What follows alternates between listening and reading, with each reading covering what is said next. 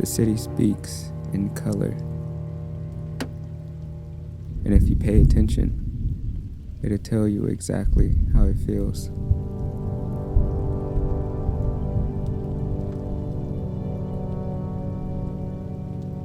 Red. The flicker of a neon sign. Brake light stretching across wet pavement. It's the color of warning, but also desire. It draws you in, demands your attention, and refuses to be ignored. Blue.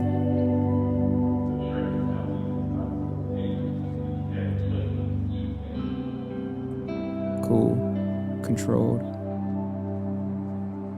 slowing things down.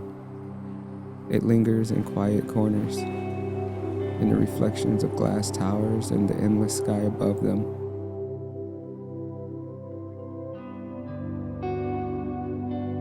Letting you breathe, reminding you that even in chaos, there is calm.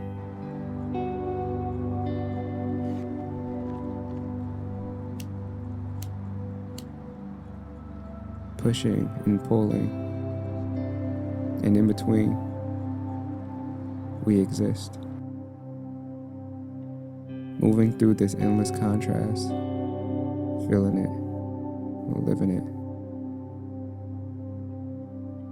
The city speaks in color.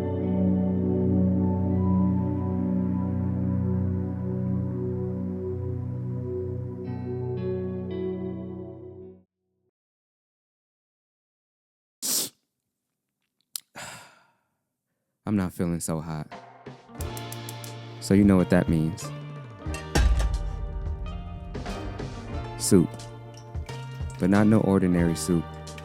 But this soup right here, the most important soup I ever whipped up.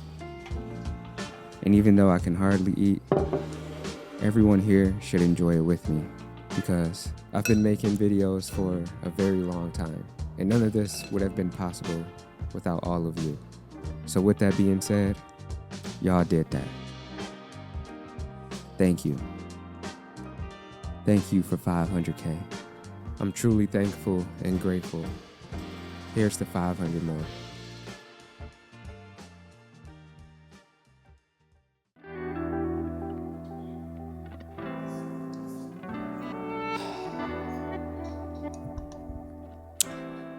All right, so hello. Hi. How's everybody out there doing today? It is, of course, your boy, Volandis, back with another video. And in today's video, we're going to be talking about anamorphic lenses, specifically the Laowa 2x Squeeze T2.9 anamorphic lenses. Now, if you don't know what anamorphic lenses are, they're essentially special lenses that squeeze a wider field of view onto a camera sensor by compressing the image horizontally, typically by a factor of 1.3, 1.6, or 2.0. When this footage is later de-squeezed in post-production, it results in a widescreen image with unique cinematic characteristics that we've all grown to love.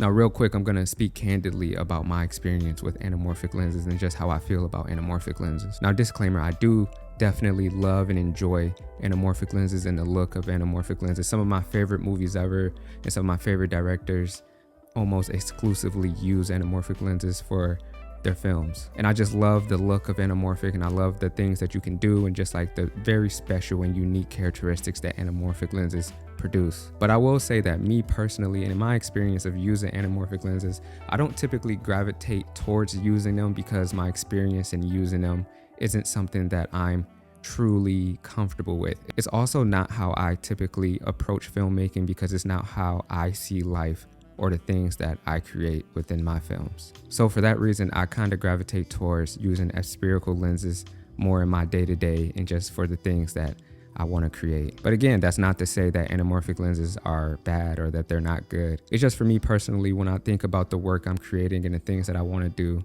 in my head, I see it not shot anamorphically. But I do love anamorphic lenses. I love the look. I love the characteristics. They're very unique and they have a look that's all their own and that no other lens can produce. And we typically associate anamorphic lenses with being more cinematic and being used for movies because they are used for movies. And they used to be exclusively used for movies. But over the years, which is something I appreciate, that over the years, they've become more accessible and more affordable for everyday people like you and me to shoot with. So I do really enjoy and love that. But when we see anamorphic lenses and we see things being shot on anamorphic lenses, just our brains typically just gravitate towards that being like a cinematic movie, widescreen field of view, just type of thing. But with that out of the way, I am here to talk about the Laowa T2.9 anamorphic zoom lenses. I am currently shooting on the 26 to 45, and I also have the 45 to 85, which is a 3x zoom range over 2 lenses, which is pretty cool. I never really used zoom lenses, let alone anamorphic zoom lenses. If you're familiar with my work, you know that I am a big fan of prime lenses and just using prime lenses. So it was definitely fun to not only step out of my comfort zone and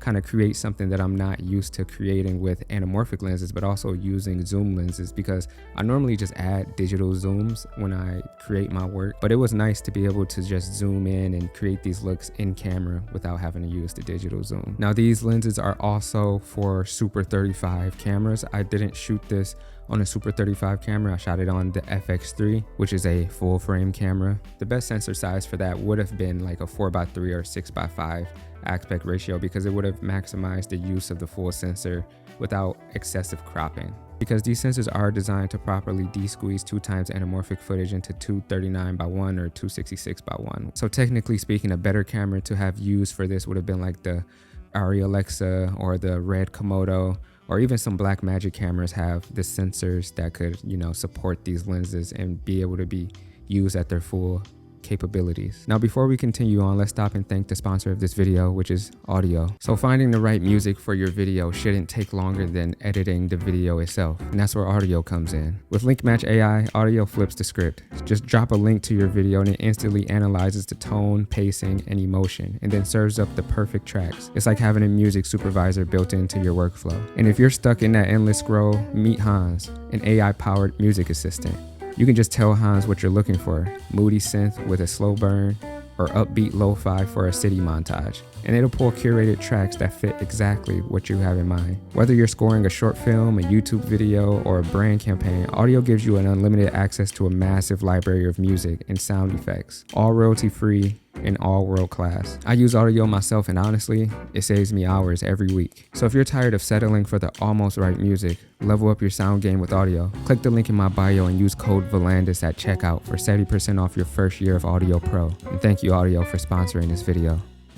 Now, Laowa is claiming that these are the most compact and lightest 2x squeeze anamorphic lenses, which I will just have to take their word for. Like I said, I use prime lenses. I don't really even use zooms for that matter. But to me, they're pretty big, pretty cumbersome, pretty large, which is something that I'm not used to. But again, if you know anything about anamorphic lenses, you know that they can get pretty heavy, pretty large. So I'll take their word for that.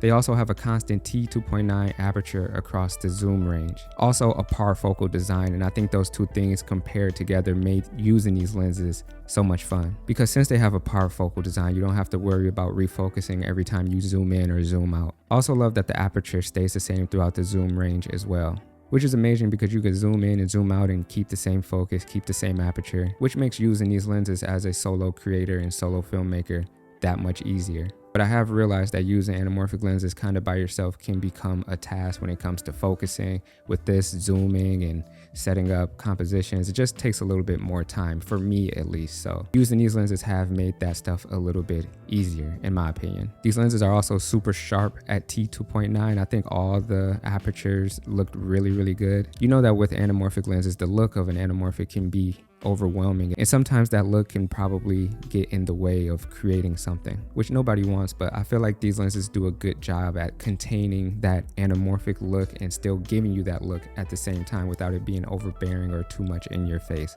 which I love. They also come in 3 flare options, which is blue, silver, and amber. I got the blue anamorphic flare. I think I said in my last video that I wasn't a fan of the blue anamorphic flare, but after doing some deep thinking and just like kind of going back over stuff, I think I love the blue anamorphic flare because it's the most original anamorphic flare, and it just looks good in my opinion. I feel like I said that in the other video because I wasn't necessarily used to it, but in my opinion, after using these and watching films, so many films shot on anamorphic, the blue is just classic, and I just love classic stuff. Distortion is a common characteristic of anamorphic lenses, which I've grown to love. I feel like if you're going to use something for its unique capabilities, you might as well embrace them. So I do love the distortion and how much the straight lines distort within anamorphic lenses, but I feel like these lenses do a good job of keeping that a little bit under control. They also have very low focus breathing, which I think in any cinema lens is essential. And another thing that's not very common in anamorphic lenses is that they have minimum focus capabilities up to 50 centimeters, which is something I struggle with the Sirui anamorphic lenses. Like making this video, I would have had to have an adapter, a close focus adapter, just to sit this far away from the camera. Now these lenses aren't cheap. I can't even clickbait the title and say these are cheap lenses because both of them combined together are about $11,000. And I think to just the average running gun YouTuber, $11,000 is a lot. I do think that these lenses were made with a special type of creator in mind, maybe a crew, maybe to be used on set, maybe to even be used in some films, maybe not the running gun YouTuber. But from my experience and using them over the last couple of weeks in different scenarios and lighting conditions and even rain, I think I just realized I actually really do like anamorphic lenses, and I do love using them. Now, by no means am I a professional when it comes to talking about anamorphic lenses or even using anamorphic lenses. There are some other people on this platform who talk about and use these lenses a lot better than I can. I also think that how something is going to be viewed is very important. I feel like when Hollywood directors are using these lenses, they know that their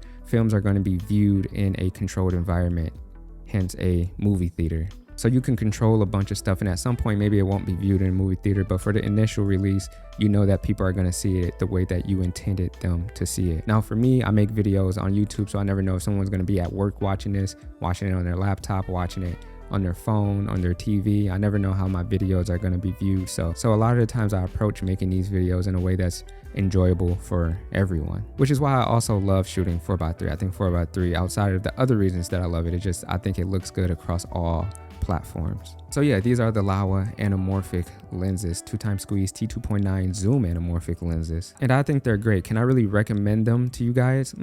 I don't know if I would, because I know the people who watch my videos are just like me. They make videos on a budget, so I kind of feel wrong recommending $11,000 lenses to people. So if you can afford those, I guess, but I mean, if you can't afford them, then yeah, don't even worry about it. But I think it's cool to see these different type of lenses shot with different creators and used by different people, so I was happy to use them. But anyway, yeah, that's probably gonna wrap it up for me in this video. I do also want to say again, thank you so much for 500,000 subscribers. When I hit 500,000 subscribers, it was on the same day, the exact same day that I got diagnosed with leukemia last year. So it was kind of almost like full circle, because I kind of thought like this whole kind of career was over. I wasn't gonna be able to do YouTube videos no more, and just like a lot of stuff that I was unsure about during that time. So for me to be able to hit a milestone like 500,000 on the same exact day that I kind of thought, my life was over, it's